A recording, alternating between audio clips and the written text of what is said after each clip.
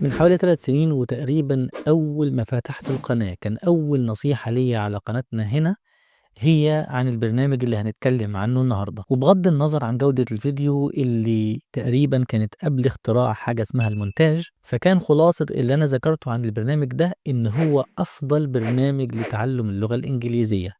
ولكن بعد كده أكيد استخدمت برامج كتير وعديت على كورسات كتير، وكان في ناس كمان علشان موضوع القناة هنا بيتكلم عن كيفية تعلم اللغة الإنجليزية، فكان في ناس بتبعت لي كورسات إنجليزي وكتب إنجليزي ومناهج إنجليزي علشان أبص فيها وأقول رأيي. فعديت على حاجات كتير جدا من يومها لغاية دلوقتي، حاجات ليها علاقة بتعلم اللغة الإنجليزية، وشفت طرق ومناهج وبرامج ودراسات كتير جدا ليها علاقة بالموضوع. فهل يا ترى لسه على نفس الرأي؟ لسه باقول إن برنامجنا اللي هنتكلم عنه النهارده هو أفضل برنامج لتعلم اللغة الإنجليزية، وده اللي هنعرفه إن شاء الله في الفيديو ده، وهاقوله لك بشكل واضح جدًا لدرجة إن أنا هادّي له تقييم من 10، ولكن ده هيكون في نهاية الفيديو بعد ما نتكلم عن أهم المواضيع اللي أهمها بالطبع هو إيه أصلًا برنامج بوزو.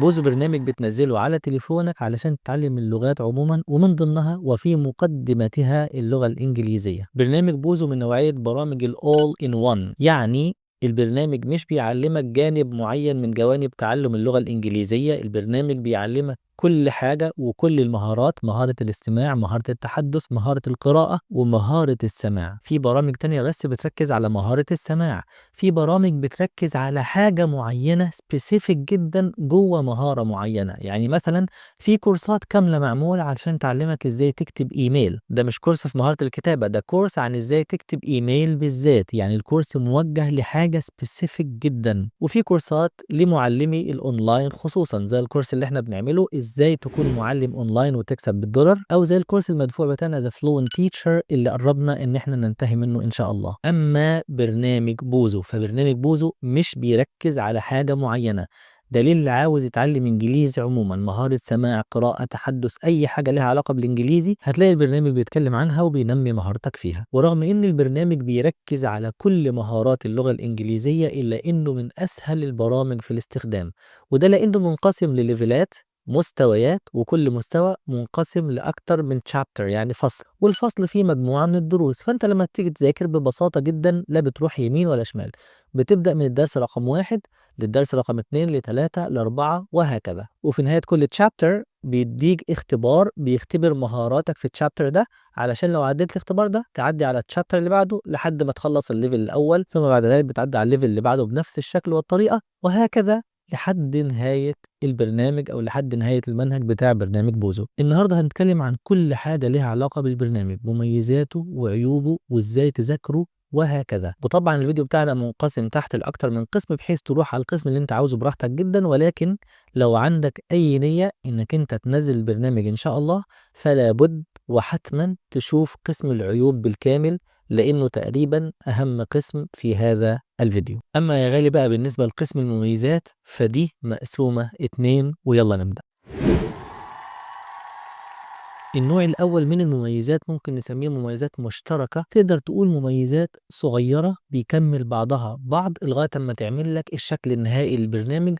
واللي بيميز بوزو هنا مش انه بيحتوي على ميزة او ميزتين منهم، اللي بيميز بوزو انك صعب انك تلاقي كل المميزات دي مجتمعة في برنامج واحد. من غير شرح ولا تفاصيل هقول لك بعضهم، وطبعا مش هينفع اقولهم لك كلهم لانهم كتير جدا، فانا هجري او ههايلايت بعضهم بشكل سريع ومن غير شرح. برنامج بوزو بيحدد مستواك قبل ما تبدأ في الدراسة علشان يحدد لك تبدأ من فين بالظبط، والميزة دي ميزة كويسة ولكن لا يعتمد عليها. ولو عايز تحديد مستواك بالظبط فارجع للفيديو اللي اتكلمنا عنه عن برنامج انجلش سكور. بوزو فيه منهج متكامل من الصفر حرفيا لحد مستوى C1، المستوى اللي كنت اظن شخصيا ان صعب جدا حد يحط له منهج اساسا، وان المفترض على اي حد مستواه C1 ان هو يروح يدور على بعض الفيديوهات ويمارس انجليزي مع نيرفز علشان يعلم المستوى، لان مش هيكون في مستوى مناسب او منهج مناسب ليه.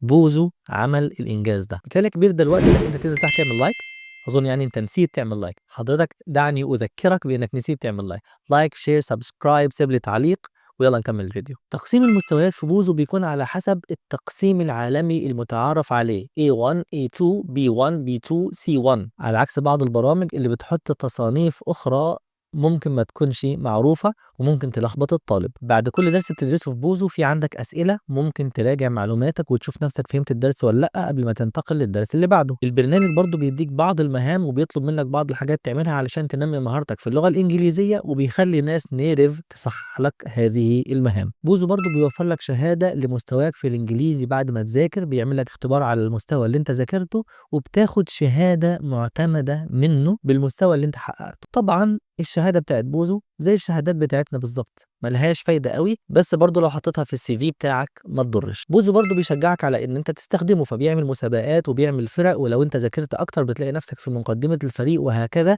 علشان يحفزك انك انت تذاكر اكتر. في البرنامج عندك قدرة انك انت تحفظ بعض الكلمات اللي انت بالنسبة لك جديدة عليك علشان تنتقل من تشابتر لتشابتر. بيديك امتحان وبيديك ملخصات بحيث تقدر تتأكد انك انت ممتاز في الحتة دي قبل ما تنتقل للحتة التي تليها. التركيز على كل مهارات اللغة الإنجليزية بشكل فعلا مبهر جدا. غالبا اللي بيحاول يركز على كل المهارات مع بعض بيفشل، أو بيركز على مهارة على حساب مهارة تانية. بصراحة في برنامج بوزو الموضوع ظابط معاهم بشكل غريب. بص، غالبا وكتلخيص أي ميزة ما ينفعش تبقى مفقودة من برنامج تعليمي هتلاقيها موجودة في بوزو، وغالبا أي ميزة موجودة في غيره من برامج تعليم اللغة الإنجليزية هتلاقيها موجودة فيه. يعني الكومن فيتشرز أو المميزات اللي ممكن تكون مشتركة بينه وبين غيره من البرامج كتير جدا، صعب جدا نغطيها. فتعالى نتغاضى ونقلب الصفحة دي ونعدي بقى على المميزات الحصرية، المميزات الجامدة جدا. الميزة الاستثنائية الأولى واللي ممكن ما تكونش ملحوظة لبعض الناس اللي بيروحوا يشتركوا في البرنامج، بس لازم نشاور عليها لأنها من أهم المميزات اللي صعب جدا جدا تلاقيها في برنامج تاني، واللي حتى لو انت ما انتبهتش ليها فليها تأثير كبير جدا جدا على جودة الكورس وعلى ان الكورس يقدر يساعدك لترتقي بمستواك في اللغة الإنجليزية. هي ميزة المنهج نفسه. المنهج بتاع بوزو، الكورس اللي انت بتاخده. وعلشان اوضح الميزه دي عايز اقول لك ان كورسات الانجليزي ممكن تقسمها لنوعين: كورسات افراد يعني مدرس مجتهد ما بيحاول ان هو يعمل كورس بنفسه، وكورسات لمؤسسات عملاقه زي اوكسفورد وكامبريدج وهكذا. في كورسات الافراد بتلاقي فيه بعض العيوب الواضحه في وضع المناهج وبعض مواطن القصور، واهم المواطن دي هي 3 حاجات. أول حاجة في كتابة الدرس نفسه. المفترض الدرس الطبيعي لو هو مكتوب باحترافية يكون ليه مقدمة وموضوع وخاتمة، وتكون الحاجات دي بتسلم لبعض بمواصفات معينة. والميزة دي هتكون مفيدة جدا يا اخوانا لو حد عايز يروح امتحانات زي الايلتس وغيرها، لان دروس الايلتس والتوفل او اختبارات او المواضيع اللي موجودة هناك بتكون من نفس النسيج ده. فالتدرب على النوعية دي من الدروس هيساعدك انك انت تقرا مواضيع احترافية، ويساعدك كمان انك انت تعدي على اختبارات عالمية زي توفل وايلتس وغيرها. نقطة القصور التانية اللي ممكن تلاقيها في بعض كورسات الأفراد وهي الترابط. المفترض يا اخوانا إن الدرس بتاع الإنجليزي ما يكونش مقطوع من شجرة، يكون ليه علاقة بالدروس اللي قبله وعلاقة بالدروس اللي بعده. الدروس المفترض تكون بتسلم على بعض وتكون بتبني على بعض، فكل درس هياخد الطالب ويسلمه للدرس اللي بعده علشان يرتقي مستواه حبة في حبة. والميزة دي واضحة جدا جدا جدا في برنامج بوزو، وإن شاء الله هيكون لنا تعليق عليها بعد شوية في ميزة أخرى قادمة. أما نقطة القصور الثالثة اللي ممكن تلاقيها في بعض كورسات الأفراد فموضوع الشمول. الشمول يعني لو بصيت على الدروس كلها مع بعض هتلاقيها بتغطي مواضيع كتيرة ومتنوعة. تغطية مواضيع كتير ومتنوعة هتساعد الطالب إنه يتكلم في أي موضوع. المواضيع دي كل موضوع بيتكلم عنه مختلف عن الموضوع اللي قبله، بيغذي جزء مختلف عند الطالب، وكمان بيكون الطالب عنده ريفرنس لو عايز يتكلم عن موضوع معين أول مرة يتكلم فيه. وطبعا كل مواطن القصور دي مش بتلاقيها في الكورسات الكبيرة زي كورسات أكسفورد وكورسات كامبريدج زي ما احنا قلنا، واللي لازم نحط معاهم كورس بوزو رغم ان هو كورس مش تابع لمؤسسة عملاقة، إلا إن المواصفات بتاعة الكورسات دي موجودة فيه. فلو بصيت على كل درس لوحده هتلاقيه مكتوب باحترافية، ولو بصيت على علاقته بالدروس اللي قبله والدروس اللي بعده هتلاقي فيه تدرج وترابط واضحين، ولو بصيت على الدروس كلها مع بعض هتلاقي فيه شمول وتنوع. لو حضرتك تهت مني فأحب أقول لك كتلخيص لكل اللي فات ده: الناس اللي كتبت هذا الكورس ايديهم تتلف في حرير. الميزة الاستثنائية التانية موضوع المراجعة. خلي بالك الميزة دي يا اخوانا ميزة تكاد تكون حصرية على برنامج بوزو. يعني أنا في الميزة اللي قبلها قلت لك إن إحنا هنحطه مع المؤسسات العملاقة زي أكسفورد وكامبريدج وغيرها. أما الميزة دي فأنا إلى الآن ما أعرفش برنامج بيعملها زي برنامج بوزو ولا حتى قريب منه. ولو في حد يعرف حاجة زي كده، لو في حد يعرف يعني منهج تاني بيعمل الموضوع ده، يا ريت يكتب لي في التعليقات. ميزة مراجعة الدروس في بوزو من أفضل مميزات، بل هي عندي أفضل مميزات البرنامج ده، وهي ليها يعني مظاهر كتير جدًا وتجليات كتيرة جدًا، فأنا هاتكلم بس عن 3 مظاهر من مظاهر هذه الميزة. المظهر الأول دروس المراجعة، كل كام درس بتلاقي فيه درس مخصوص مهمته إن هو يراجع لك على المعلومات اللي أنت ذاكرتها في الدروس اللي فاتت. ده غير إن في نهاية كل chapter قبل ما تعدي على الchapter اللي بعده، أي نعم في امتحان، بس في حاجة اسمها كمان checkpoint بتراجع فيها أهم ما ورد في هذا الفصل. وبكده الطالب أي درس بياخده لازم يعدي على نقاط مراجعة لهذا الدرس، ولازم برضه يعدي على تلخيصات لأهم ما تمت دراسته. المظهر الثاني موضوع تكرار المعلومات المهمة. الكورس لما بيديك كلمة معينة جديدة أو تعبير معين في اللغة الإنجليزية جديد أول مرة يدرسه، ما تفتكرش ان هو بيذكره في الدرس ده بس، الكورس بشكل ما بيدمجه في دروس اخرى لاحقة، فبتلاقي المعلومة اللي انت ذاكرتها متكررة او بتتكرر كل فترة معاك مرة تانية. يعني مثلا في احد الدروس ممكن يعلمك تعبير زي كلمة no brainer. it's a no brainer، حاجة مش محتاج انك انت تفكر فيها علشان تتخذ قرار. هتلاقي ان الكلمة دي في محادثة تانية بين اتنين في دروس لاحقة ممكن تتكرر، هتلاقيها في مقدمات بعض الدروس تتكرر. الغريب جدا الموضوع ده بيحصل بشكل مش مفتعل، يعني ما تحس ان هو بيقحم المعلومات في الدروس، لا بتحس ان هو بيحصل بشكل سلس جدا ومش مقحم في السياق. المظهر الثالث وهو مظهر رائع الحقيقة، وهو ان اي درس ذاكرته قبل كده لو دوست عليه تاني هيديك خيارين.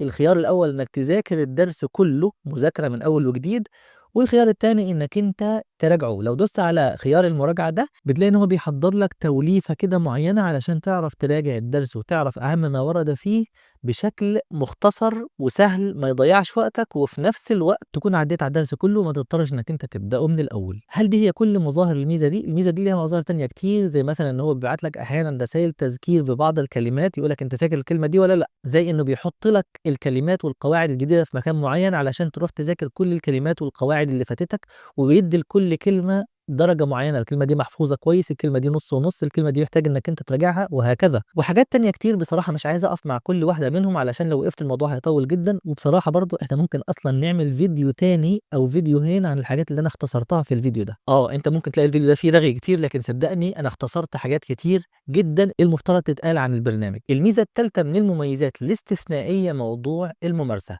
برنامج بوزو بيتميز ان هو مش مجرد كورس انت بتذاكره وخلاص، لا، بيحاول يحط كل مهارة في مقام الممارسة. فمثلا في الكتابة بيجبرك كل فترة انك تكتب كلمات او تكتب حاجات ويعني ممكن تكون قصيرة جدا وبعتها للناس نيرف علشان الناس دي تراجعها. وفي ميزة جديدة خطيرة هي اللي خلتني اصلا احط ميزة الممارسة من المميزات الاستثنائية اللي موجودة في كورس بوزو، وهي ميزة ممارسة الكلام، لان البرنامج بيتيح لك الكلام مع الاي اي.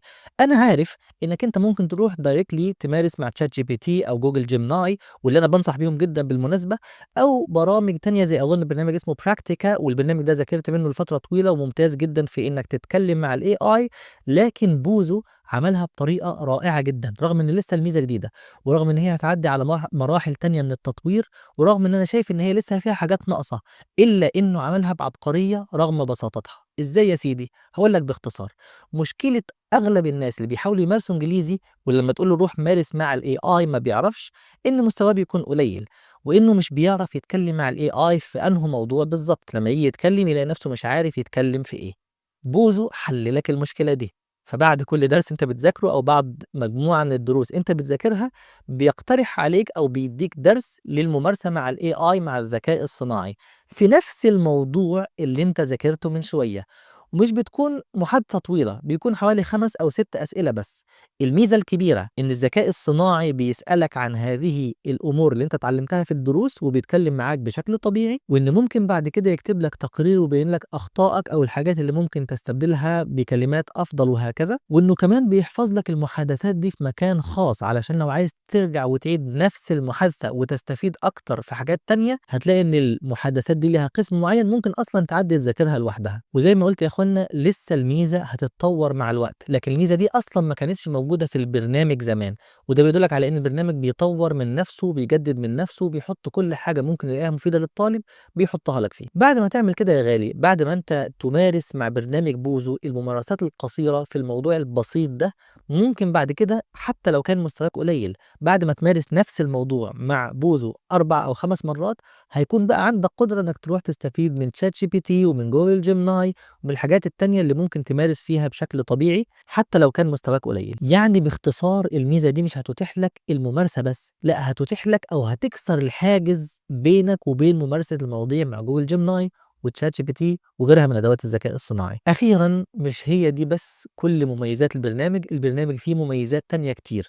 اتبقى ان احنا نتكلم عن مواضيع مهمة جدا، وهي ازاي اصلا تذاكر برنامج بوزو، وده موضوع مهم جدا جدا جدا، لان لو ذاكرته غلط مش هتستفيد منه. وجزء اهم واهم وهو جزء العيوب، ولكن لان انا ببص شايف ان يعني وقت الفيديو طال جدا جدا على شكل انا نفسي ما كنتش متوقعه، فهستأذنكم هنقف هنا، وهنعمل فيديو تاني ان شاء الله عن عيوب البرنامج وطريقة مذاكرته. ودي فرصة برضو لو عايز تسأل سؤال تحت في التعليقات هنجاوبه ان شاء الله في الفيديو الجاي.